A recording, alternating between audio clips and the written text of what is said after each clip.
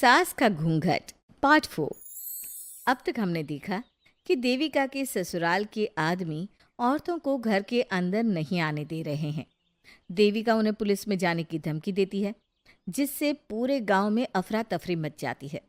तभी गांव का एक आदमी सरपंच को बुलाकर ले आता है।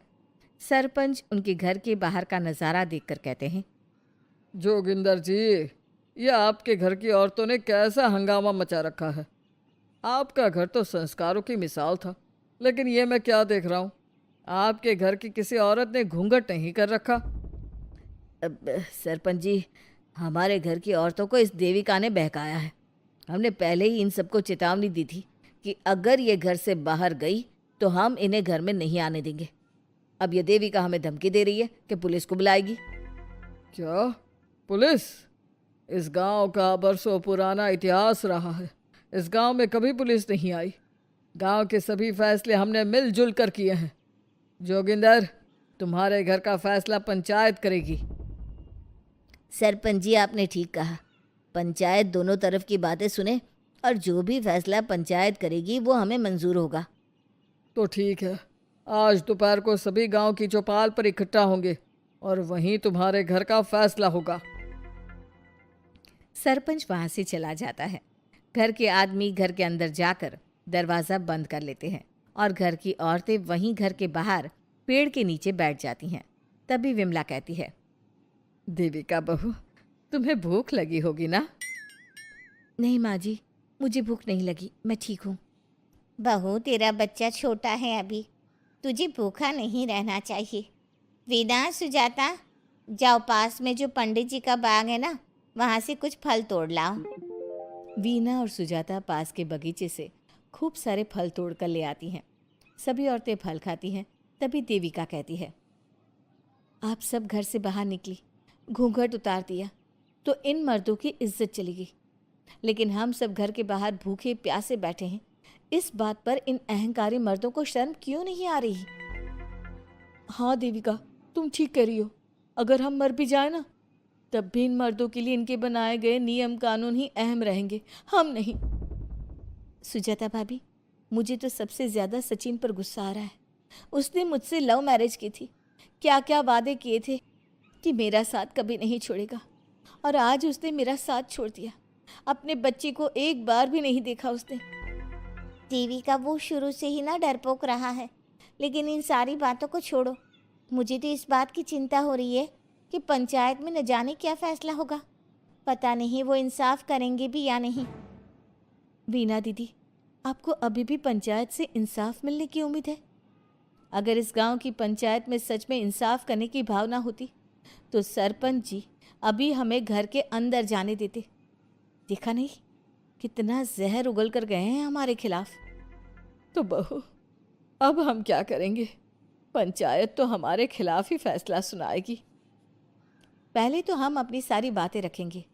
अगर ये लोग नहीं माने तो आपको वही करना होगा जो मैं कहूँगी। लेकिन एक बात आप याद रखना, किसी भी सूरत में हम झुकेंगे नहीं, क्योंकि हम सही हैं। देविका सभी औरतों को समझा रही थी। तभी वहाँ एक गांव वाला आता है। आप सभी को पंचायत में बुलाया है। उस गांव वाले की बात सुनकर सभी औरतें पंचायत में पहुंचती हैं। वो देखती हैं कि उस पंचायत में सारा गांव इकट्ठा हो गया है। बहुत सारी औरतें लंबे लंबे घूंघट करके वहां आई हुई हैं। तभी पंचायत की कार्यवाही शुरू की गई और घर के आदमियों से पूछा गया कि वो घर की औरतों को घर में क्यों नहीं रखना चाहते। हमारे घर की औरतें ना तो घूंघट उतारती है और ना ही किसी डॉक्टर से इलाज करवाती है, और हमारे मना करने के बाद भी इन सब ने घर से बाहर कदम रखा, हमसे ऊंची आवाज़ में बात की। हमने इन सबको चेतावनी भी दी, लेकिन इन्होंने हमारी बात नहीं सुनी। अब ये सभी औरतें हमारे घर में नहीं रह सकती। अब औरतें अपना पक्ष रखें। ये कानून की किस किताब में लिखा है कि औरतों को घूंघट करना चाहिए? और अगर मेरे ससुराल की औरतें मुझे डॉक्टर के पास ना लेकर जाती तो ना मेरा बच्चा जिंदा बचता और ना ही मैं। लेकिन दाई अम्मा से हम इलाज करवा रहे थे ना। दाई अम्मा को कुछ समझ में नहीं आ रहा था। देविका का इलाज दाई अम्मा के बस की बात नहीं थी। काफ़ी देर तक दोनों पक्षों में बहस चलती रही। दोनों एक दूसरे पर आरोप प्रत्यारोप लगाते रहे। लेकिन दोनों पक्षों की बात सुनने के बाद पंचायत ने जो फैसला लिया उसके लिए तो देविका पहले से ही तैयार थी। दोनों पक्षों की बात सुनने के बाद पंचायत ने यह फैसला किया है कि सारी गलती महिलाओं की है। अगर वो अपने अपने पतियों से माफ़ी मांग लेती है और वादा करती है कि भविष्य में कभी ऐसी गलती नहीं दोहराएंगी, तो वो घर के अंदर प्रवेश कर सकती हैं। हमें पंचायत का फैसला मंजूर नहीं है। हमने कोई गलती नहीं की जो हम माफ़ी मांगे। और किस बात का वादा करें हम? हमने देविका की जान बचाई है, तो आप हमसे भविष्य में किसी की जान न बचाने का वादा ले रहे हैं क्या? अगर तुम्हें पंचायत का फैसला मंजूर नहीं है तो तुम सबको घर में नहीं पुरानी हवेली में रहना होगा, जो अब खंडहर बन चुकी है। यह खंडहर तुम्हारे घर के सामने ही है। सरपंच जी, आपका फैसला सही नहीं है। एक बार और सोच लीजिए इस फैसले के बारे में। ओ शहर की छोरी, 4 किताबें क्या पढ़ ली, हमें सही गलत का पाठ पढ़ाएगी? तुझे पता नहीं कि पंचायत का फैसला यहाँ सदियों से चलता आया है और लोग उसी को मानते आए हैं।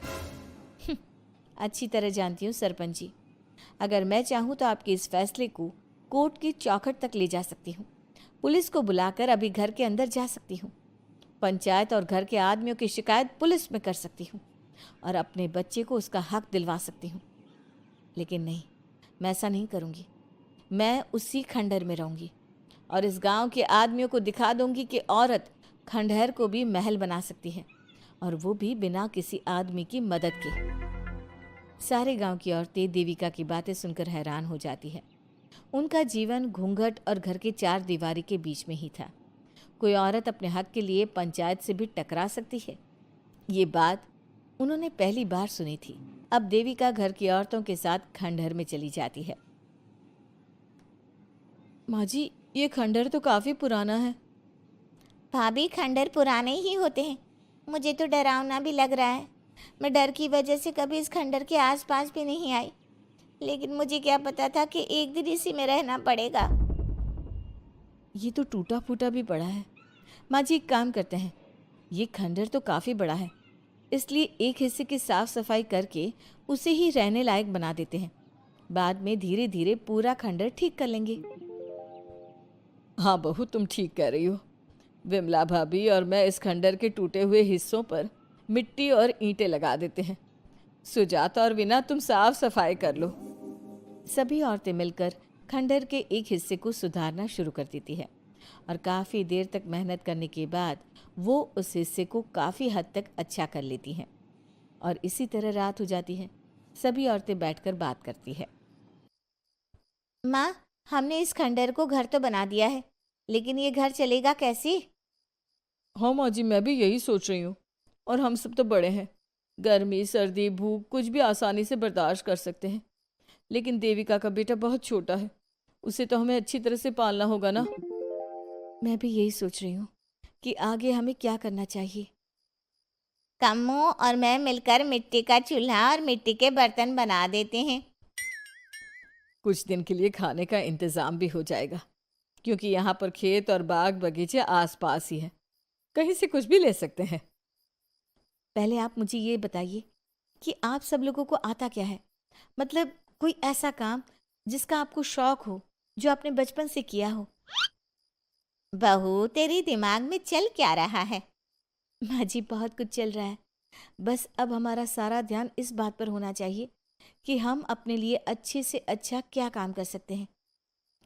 आप सब हिम्मत से और समझदारी से काम लो, फिर देखना हम इस खंडहर को भी महल बना देंगे।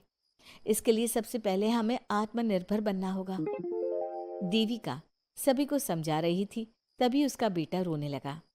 उसने अपने बेटे को गोद में उठाया और उसे चुप कराने लगी। अब देविका के सामने सबसे बड़ी चुनौती थी कि वो किस तरह से ससुराल की औरतों को आत्मनिर्भर बनाए और किस तरह से अपना घर चलाए। हमारे प्यारे दर्शकों, अब आप बताइए, देविका और घर की सभी औरतों ने अपने पतियों से माफ़ी ना मांगकर सही किया या गलत? क्या उनका खंडहर में रहने का फैसला सही था? अब देविका को क्या कदम उठाना चाहिए, हमें कमेंट में ज़रूर बताना। हमारी कहानी को लाइक, शेयर और चैनल को सब्सक्राइब करना मत भूलना।